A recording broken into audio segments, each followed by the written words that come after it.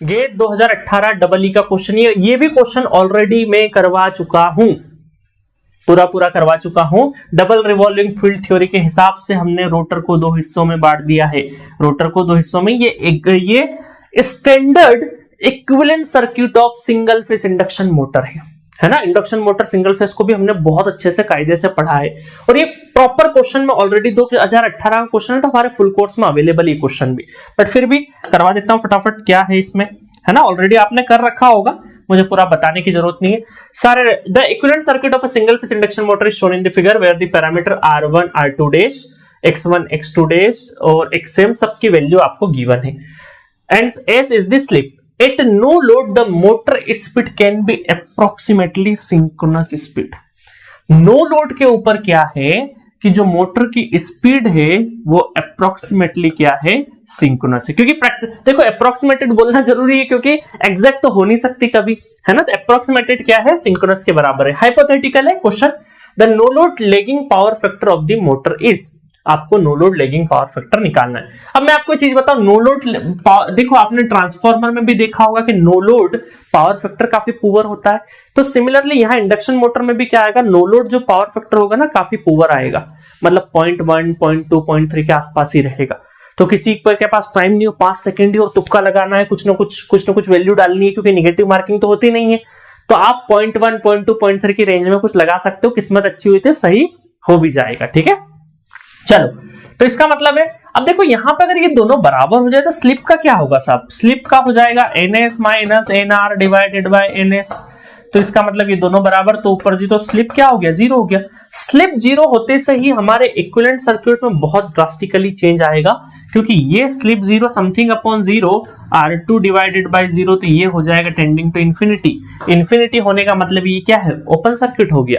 और यहाँ पे ये जो हमारा R2 रहेगा, R2 डैश डिवाइडेड बाय ये जीरो हो गया, तो डिवाइडेड बाय 4 हो जाएगा, ठीक है। डिवाइडेड बाय क्या हो जाएगा, 4 हो जाएगा। तो ये इनफाइनाइट मतलब क्या, रेजिस्टेंस इनफाइनाइट मतलब ओपन सर्किट। तो क्या मैं इसको ऐसा बोल सकता हूं, है ना, देखिएगा ध्यान से, इसको अगर हम लोग ओपन बोले तो ये तो पूरी तरीके से यहाँ पे हट गया, मतलब यहाँ पे करंट ही नहीं जाएगा, ये हो गया ओपन सर्किट, इनफाइनाइट हो गया। तो और आपसे पूछा no load power factor, power factor मतलब अगर यहां से कोई करंट जाता है ना, करंट जाता है, तो इस करंट का जो एंगल आएगा, करंट के साथ में कुछ मैग्नीट्यूड होगा, इसका जो एंगल आएगा वही हमारा पावर फैक्टर होगा, ऐसा बोल सकते हैं हम लोग। या फिर यूं कहें तो ये करंट कैसा है, करंट आएगा voltage angle zero divided by some magnitude angle something कुछ, है ना, कुछ। और ये अभी नीचे की साइड में अगर वोल्टेज डिवाइडेड बाय इंपीडेंस, तो ये इंपीडेंस का मैग्नीट्यूड, और है ना, current equal to voltage divided by impedance, इसका पूरा इंपीडेंस आएगा, इसका मैग्नीट्यूड होगा, और ये थीटा कुछ एंगल आएगा, पॉजिटिव होगा क्योंकि फर्स्ट क्वाड्रेंट में ही रहेगा। और ये जब ऊपर जाएगा v डिवाइडेड बाय मैग्नीट्यूड, और ये जब ऊपर जाएगा, ऊपर तो जीरो है मतलब माइनस थीटा, तो जो थीटा आएगा मतलब ये जो इंपीडेंस एंगल आएगा वही आपका पावर फैक्टर एंगल रहेगा, उसको कॉस फाई कर देना, आ जाएगा। ये भी कर सकते हो आप, है ना। तो अलग अलग तरीके हैं। तो ये आपको थीटा अल्टीमेटली निकालना है, आपको वोल्टेज से मतलब नहीं है, ना ही इसका मैग्नीट्यूड से मतलब है, आपको किससे मतलब है, एंगल से। बट आपको पूरा सॉल्व करना पड़ेगा, तो रियल और इमेजिनरी पोर्शन आएगा। तो अब करना कुछ भी नहीं है, यहां से अगर आप देखो तो जेड इक्विवेलेंट निकाल लोगे, तो जेड इक्विवेलेंट क्या आएगा, जेड इक्विवेलेंट आएगा एक रियल पार्ट और प्लस जे एक इमेजिनरी पार्ट आएगा, और उसका एंगल करके tan theta 2 equal to imaginary divide by real y by x कर दोगे तो थीटा आ जाएगा। तो अलग अलग तरीके हैं, बस इसको सॉल्व करना है, सारी वैल्यू पुट करना है, इसको सॉल्व करना है। ऑलरेडी मैं करवा चुका हूं इसको, है ठीक है। तो मैं यहाँ पे डायरेक्टली आंसर लिख देता हूं, जो कैलकुलेशन मेरे पास अवेलेबल होगी मैं पहले कैलकुलेशन कर देता हूं आपके लिए, कि जो मेरे पास आ रहा है, जो z इक्विवेलेंट आएगा, है ना, इसको z इक्विवेलेंट जब सॉल्व करोगे इसको हटा देना, ये दोनों कायम आ जाएंगे, इन दोनों को जब सॉल्व करेंगे हम लोग, R2/4 हो गया, ये सीरीज में, देन इसके पैरेलल, फिर ये सीरीज में, अल्टीमेटली सब के सब ये तीनों के तीनों कायम आ गए सीरीज में, सिर्फ इन दोनों को कैलकुलेशन सॉल्व करना है। और तो ये z इक्विवेलेंट जो आएगा वो आ जाएगा, मैं डायरेक्टली लिख देता हूं 14.7195 प्लस 29.77 J, है ना, ये आएगा।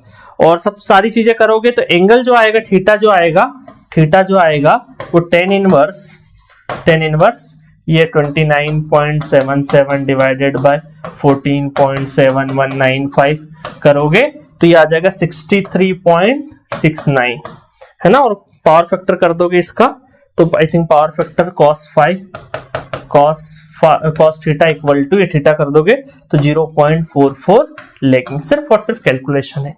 हाँ ये मानता हूं कि थोड़ी कैलकुलेशन थी लेंदी, बट इसमें आपको इस कैलकुलेशन को भी थोड़ा आसान बनाने के लिए इन्होंने क्या कर दिया, एक ब्रांच तो इनफाइनाइट हो गया, ये R2/4 हो गया सिंपली, है ना। और वैल्यूज थोड़ी सी ऐसी है कि बड़े बड़े आराम से आप, ऐसा नहीं कि पॉइंट में है 240 12 इस तरीके से कि आप बड़ी आसानी से कर ले जाओगे, ऐसा नहीं होगा। बट बहुत सारे स्टूडेंट क्या करता है, ऑफलाइन में भी मैंने देखा, क्योंकि 18 में पूछा था, 18 19 20 तक मैंने ऑफलाइन पढ़ाया बहुत ज्यादा, तो ये वाली वैल्यू कई बार निकल नहीं पाती है और बोलते हैं कि सर हमारा आंसर नहीं आ रहा है। आप गलती करते हैं, गलती को पकड़िए, क्योंकि इक्विवेलेंट, जब एसी का इक्विवेलेंट सॉल्व करते हो ना सीरीज पैरेलल, तो वहां बहुत गड़बड़ करते हो जे की। तो जो भी जिनका भी आंसर नहीं आए तो प्लीज 2-3 बार कैलकुलेशन चेक जरूर करना, ठीक है। बाकी डिटेल वर्जन मैंने ऑलरेडी इस क्वेश्चन को करवा रखा है, इस वजह से मैंने ज्यादा टाइम यहाँ पे नहीं दिया है, ठीक है। तो कॉन्सेप्ट समझ में आया किस तरीके से किया हमने। एक लास्ट क्वेश्चन और है सिंगल फेस इंडक्शन मशीन का, गेट 2022 का क्वेश्चन है। और ये भी जब आप मेरे लेक्चर देखोगे, चारों हम लोगों ने मशीन जो सिंगल फेस की जितने भी टाइप्स, जितनी वैरायटी है, सबको अच्छे से समझा है, उसके एडवांटेज डिसएडवांटेज सबको समझा है।